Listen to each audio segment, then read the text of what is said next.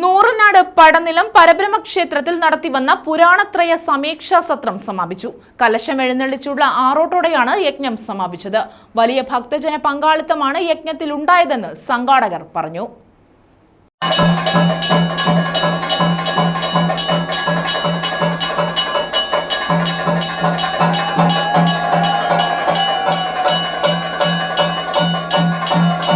നൂറനാട് പടനിലം പരബ്രഹ്മക്ഷേത്രത്തിൽ കഴിഞ്ഞ 10 ദിവസമായി നടന്നുവന്ന പുരാണത്രയ സമീക്ഷാ സത്രയജ്ഞത്തിനാണ് സമാപനമായത്.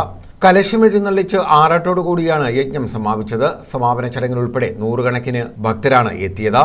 ദേവി ഭാഗവതം, കിളിപ്പാട്ട് ഭാഗവതം, ശിവപുരാണം എന്നിവ ഒരേ വേദിയിൽ നടത്തി എന്നതായിരുന്നു യജ്ഞത്തിന്റെ പ്രത്യേകത.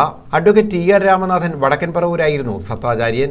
യജ്ഞത്തിന്റെ സമാപന ദിവസം ഗണപതി ഹോമം, ലളിതാ സഹസ്രനാമ ജപം, ദേവി ഭാഗവത പാരായണം, വിഷ്ണു സഹസ്രനാമ ജപം, ഭാഗവത പാരായണം, സുദർശന ഹോമം, മൃത്യുഞ്ജയ ഹവനം, അന്നദാനം, ശിവസഹസ്രനാമ ജപം, ശിവപുരാണ പാരായണം എന്നിവ നടന്നു. തുടർന്നായിരുന്നു ഭഗവതി, ശിവൻ, വിഷ്ണു എന്നിവർക്ക് കലശമെഴുന്നള്ളിച്ച് ആറാട്ട് നടന്നത്.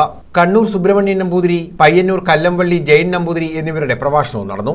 വൻ ജനപങ്കാളിത്തമാണ് യജ്ഞത്തിലുണ്ടായതെന്ന് സംഘാടകർ പറഞ്ഞു. പടനിലം പരബ്രഹ്മ ക്ഷേത്രത്തിൽ പുരാണത്രയ സമീക്ഷാ സത്രം കഴിഞ്ഞ ജനുവരി 26-ാം തീയതി മുതൽ ഫെബ്രുവരി 4-ാം തീയതി വരെ നടന്ന പുരാണത്രയ സമീക്ഷാ സത്രം കേരളത്തിൽ തന്നെ ആദ്യമായി നടക്കുന്ന ഒരു സംരംഭം. 3 പുരാണങ്ങൾ ഒരു വേദിയിൽ ഒരേ സമയത്ത് പാരായണം ചെയ്യുക എന്ന് പറയുന്നത് കേരളത്തിൽ ആദ്യം നടക്കുന്ന ഒരു ഉദ്യമമാണ്. അതിന് വലിയ പിന്തുണയാണ് ഈ നാട്ടിലെ ഭക്തജനങ്ങളുടെ ഭാഗത്തു നിന്ന് ഉണ്ടായിട്ടുള്ളത്.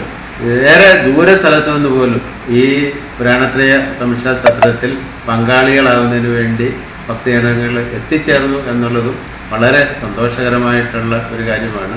വളരെ ശാന്തമായി സമാധാനമായി നടത്തി തീർക്കുന്നതിന് വേണ്ടി കഴിഞ്ഞു. News bureau, Charummood.